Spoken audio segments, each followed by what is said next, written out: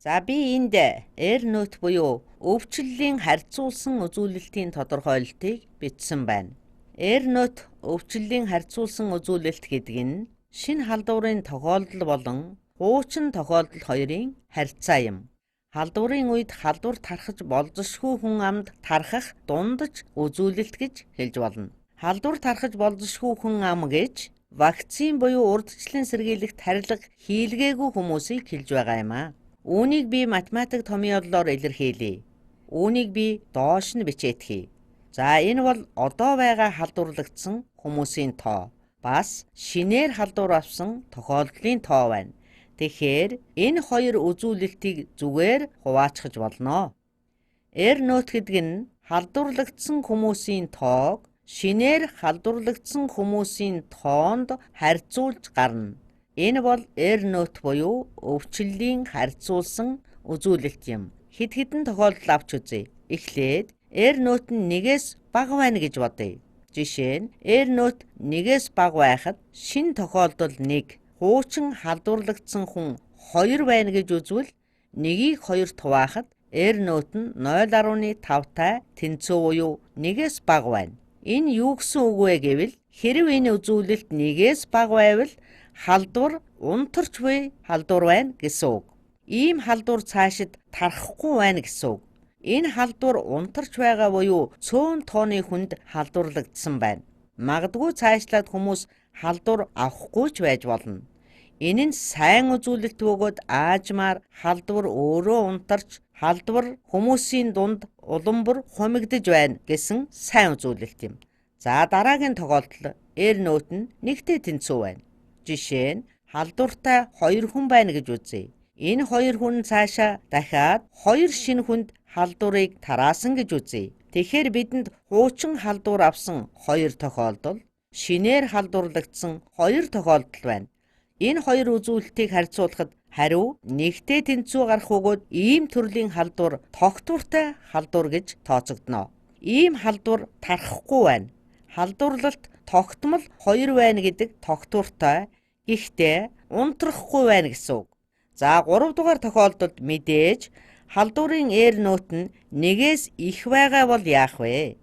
Тэгэхээр эхний тохиолдолд 1-ээс бага, харин 2 дугаар тохиолдолд 1-тэй тэнцүү байлаа.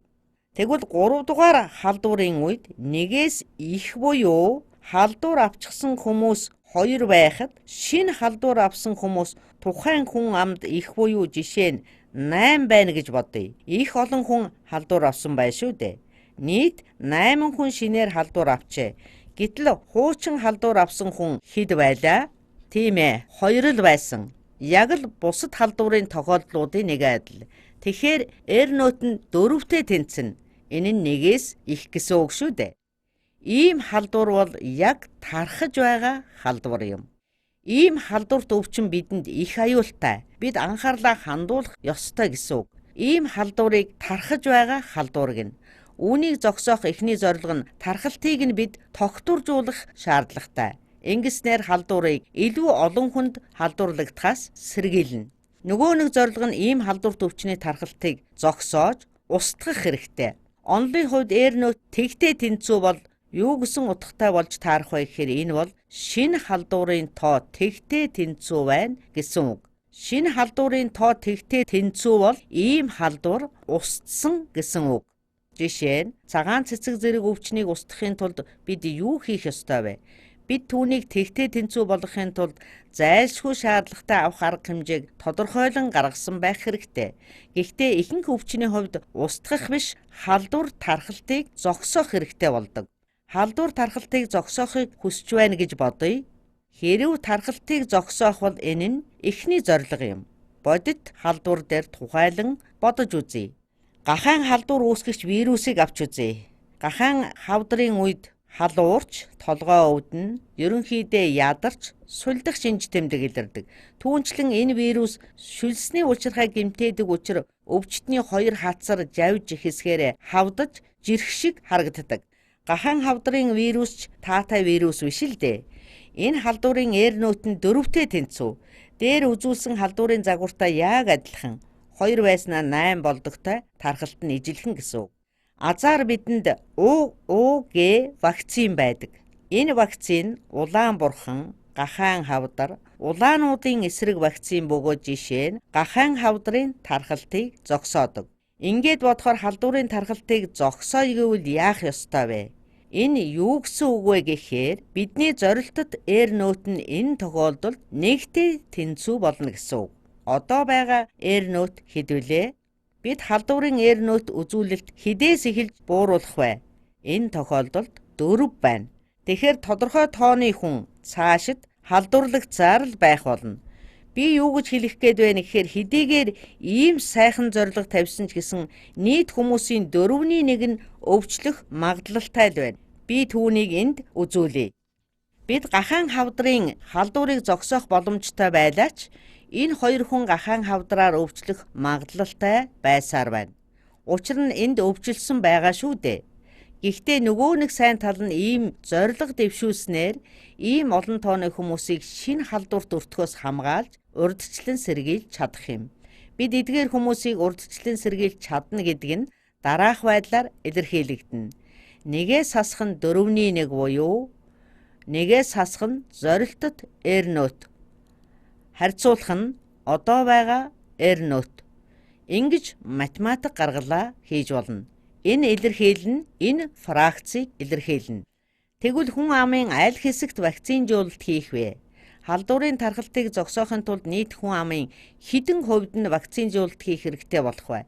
Тэр бол бидний гол зорилго. Хэдэн хувийг вакцинд хамруулах вэ?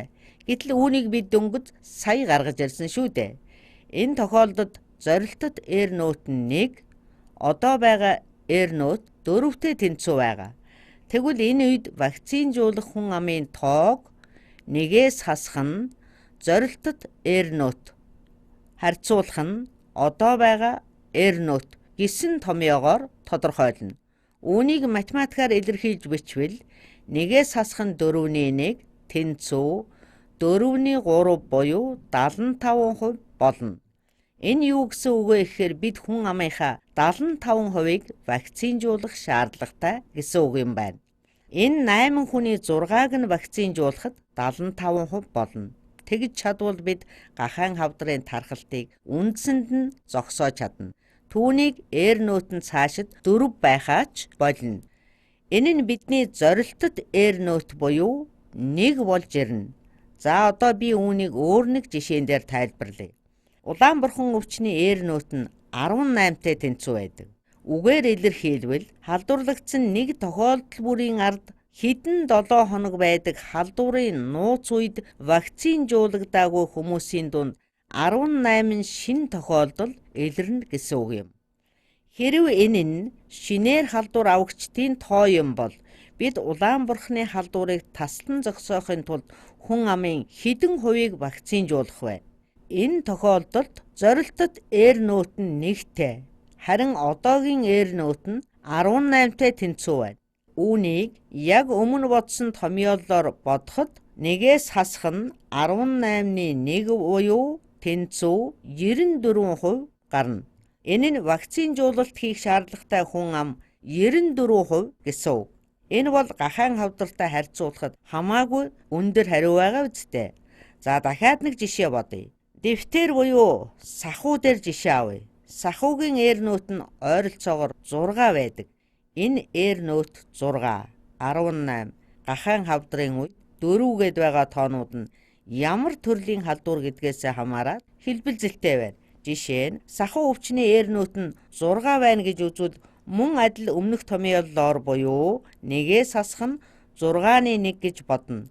Энэ үед вакцинжуулах шаардлагатай хүн ам нь 83% гарна гэсэн үг. Нэгээс хасах нь 6/1 тэнцүү 83%. Үндсэндээ нөт өндөр байх тусам хүн амыг халдварын шиндэгдэлтээс хамгаалахад вакцинд хамруулалт төдий чинээ өндөр байх шаардлагатай гэдэг нь харагдаж байна. Гэхдээ бид одоо хүн амыг халдвараас хамгаалах зөвхөн ганц замын тухай л ярьж байна шүү дээ. Хүн амыг урьдчилан сэргийлэх өөр бас нэг зам бол шинэ тохиолдол гарахыг хязгаарлах явдал юм. Өөрөөр хэлбэл хүмүүсийг тусгаарлах, хөл хорих зэрэг замаар миний энд зурж байгаа шигээр хүмүүсийг шинэ халдвар авахаас урьдчилан сэргийлж болно. магадгүй ингэснээр шинэ халдвар тархахаас хамгаалж болно гэж бодож байна. Би энд вакцин бол халдвараас урьдчилан сэргийлэх цорын ганц зам биш хэдий ч өвчин тархахаас урьдчилан сэргийлэх маш сайн арга юм шүү гэдгийг зориуд хэлхийг хүсэж байна.